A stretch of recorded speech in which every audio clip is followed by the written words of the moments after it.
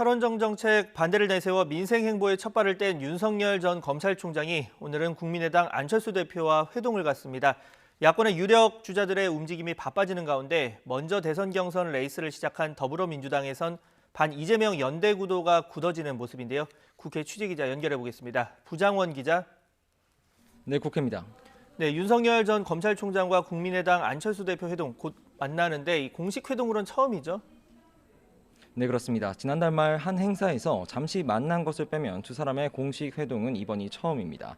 잠시 뒤에 서울 광화문의 한 중식당에서 오찬을 곁들인 회동이 시작되는데요. 두 사람 모두 국민의힘을 공통분모로 입당과 합당이란 선택지를 받아든 만큼 야권 통합 문제가 화두에 오를 거로 보입니다. 또 야권 단일 후보 선출 문제도 자연스레 대화 테이블에 오를 가능성이 점쳐집니다. 잠시 뒤 회동이 열리는 대로 계속해서 관련 내용 전해드리겠습니다. 이런 가운데 야권의 다른 주자들의 움직임도 빨라지고 있는데요. 국민의힘에선 원희룡 제주도지사가 대선 예비후보 등록일인 오는 12일 전에 지사직을 사퇴하고 경선 행보에 돌입하기로 했습니다. 오늘은 현역 의원 30여 명이 참여한 지지모임 희망오른 포럼을 출범하며 가장 먼저 새 결집에 나섰는데요. 이 자리에는 김종인 전 비상대책위원장도 참석해 관심을 모았습니다. 김 전 위원장은 대한민국 역사에서 제1야당이 대통령 후보감을 놓고 이렇게 허둥대는 모습을 보이는 게 처음이 아닌가 싶다면서도 국민의힘이 자체 후보를 낼 수 없다는 인식과 달리 원 지사가 비전을 잘 제시하면 가능하다고 격려했습니다. 최근 불거진 윤석열 전 총장과의 회동설에 대해선 만나자고 하면 만날 수야 있겠지만 지금은 전혀 계획이 없다. 또 지금 나타나는 지지율을 결정적이라고 생각하면 안 된다고 덧붙였습니다. 국민의힘에서는 유승민 전 의원도 오는 12일 예비후보로 등록할 예정인데 여성가족부 폐지를 비롯해 여러 공약을 선보이고 있습니다. 홍준표 의원은 8월 말쯤 자신의 개혁 청사진인 미래비전 보고서를 내놓을 예정입니다.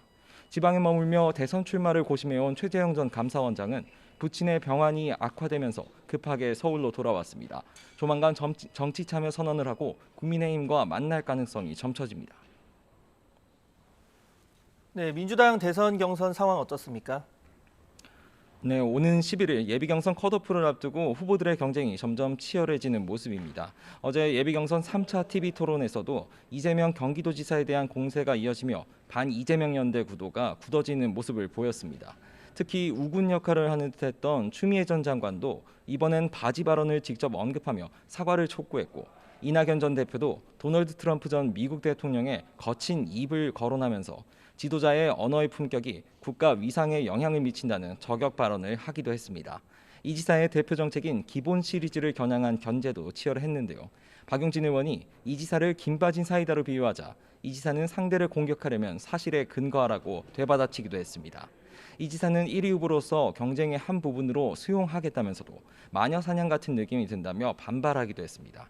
오늘 저녁엔 주자들이 저마다 대표 공약을 소개하는 정책 언팩쇼가 예정돼 있는데 부동산 분야를 비롯해 정책 화두를 놓고도 후보들의 공방이 예상됩니다. 네, 이번엔 국회 상황 알아보겠습니다. 이 본격적인 추경안 심사를 앞두고 당정이 맞벌이 부부에 한해서 이 재난지원금 범위를 늘리는 방안을 추진한다고요? 예, 당정이 맞벌이 부부에 한해 재난지원금 지급 대상 범위를 확대하는 방안을 추진합니다. 당초 소득 하위 80% 기준에서 하위 83에서 84%로 소폭 올리기로 한 건데요.